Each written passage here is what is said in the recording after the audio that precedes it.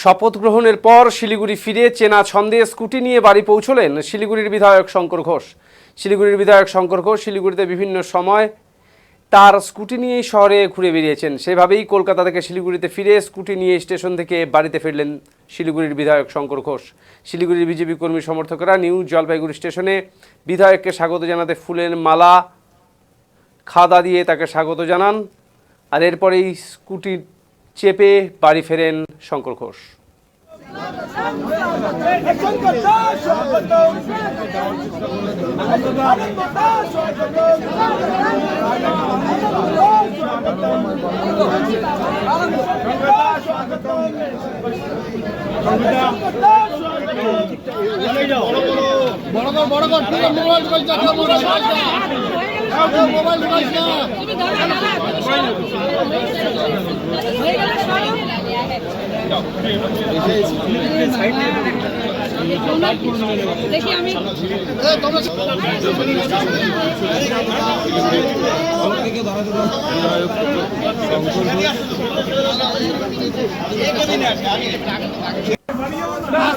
এদিন নিজের শহরে ফিরে আবেগ আপ্লুত হয়ে পড়েন শঙ্কর ঘোষ।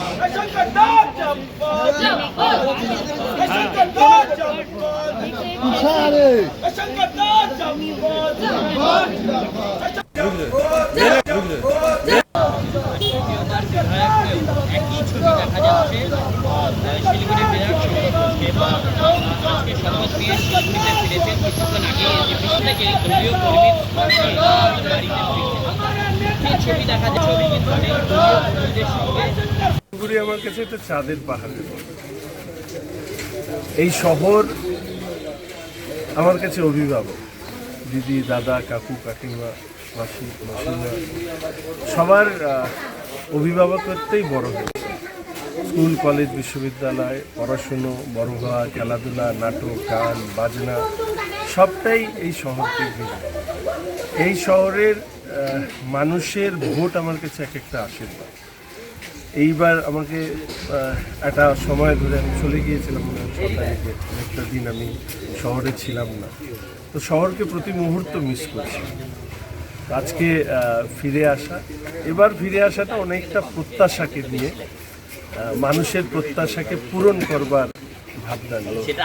তো আমি যেটা বলেছি যে চাঁদের পাহাড় যতই ভারী হোক না কেন, শিলিগুড়ির মানুষের আশীর্বাদ থাকলে নিশ্চিতভাবে সেই চাঁদের পাহাড় মাথায় করেই আমরা এগোবো। এবং আমি বলেছি পশ্চিমবঙ্গ এবং উত্তরবঙ্গের যে উন্নয়নের প্রশ্নে আমাদের পার্টির যে সংকল্পপত্রে যা লেখা হয়েছে, আমাদের সম্মানীয় মুখ্যমন্ত্রী শুভেন্দু অধিকারী মহাশয়, আমাদের সম্মানীয় রাজ্য সভাপতি শ্রমিক ভট্টাচার্য মহাশয়, তাদের যে নির্দেশিত পথ, সেই পথ নিয়ে আমরা কাজ করব। আর আমি একটি কথা সাধারণভাবে বলে রাখি, কিছু ঘটনার কথা আমি শুনেছি। ভারতীয় জনতা পার্টির কার্যকর্তা এবং সহ প্রত্যেকের কাছে অনুরোধ যে প্রশাসনের যেটা কাজ সেটা প্রশাসনকে করবে, রাজনৈতিক দলের যেটা কাজ, সংগঠনের যেটা কাজ সেটা সংগঠনকে করবে। কেউ যদি প্রশাসনের কাজের মধ্যে নিজেরা প্রবেশ করবার চেষ্টা করেন, তাহলে কিন্তু যা আইনগত ব্যবস্থা নেওয়ার দরকার সেই আইনগত ব্যবস্থা নেওয়া হবে। অসংখ্য দুর্নীতি, অসংখ্য মানুষের উপরে অত্যাচার, অসংখ্য মানুষের চোখের জল গত 15 বছরে পড়েছে, কিন্তু সেই চোখের জলের মোজবার দায়িত্ব নিশ্চিতভাবে প্রশাসন সেই দায়িত্ব নেবে। এ ব্যাপারে মাননীয় মুখ্যমন্ত্রী শ্রী শুভেন্দু অধিকারী মহাশয়, মাননীয় রাজ্য সভাপতি শ্রী শ্রমিক ভট্টাচার্য মহাশয় যে দিক নির্দেশিকা দিয়েছেন, সেই দিক নির্দেশিকা নিয়ে আমরা চলব। মুখ্যমন্ত্রী আসবেন 20 তারিখে, মুখ্যমন্ত্রী আসবেন বলে আমাকে বলা হয়েছে। প্রশাসনিক সভা হবে। আমি কালকে আবার চলে যাব, সোমবার মাননীয় মুখ্যমন্ত্রীর সাথে কথা বলে তারপরে দাদা আরজি করে যে মামলা আবার রিওপেন করা হয়েছে। যে আমি সবসময় বলেছি যে ধর্মের কল বাতাসে নয়।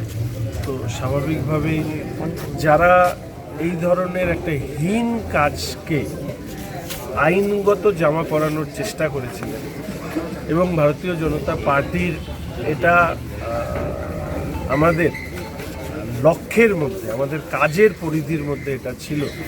অভয়া সহ সমস্ত এই সময়কালে যে সমস্ত নারীরা অত্যাচারিত হয়েছে, শারীরিকভাবে খুন করা হয়েছে, প্রত্যেকটি কেস সেগুলো খতিয়ে দেখা হয়।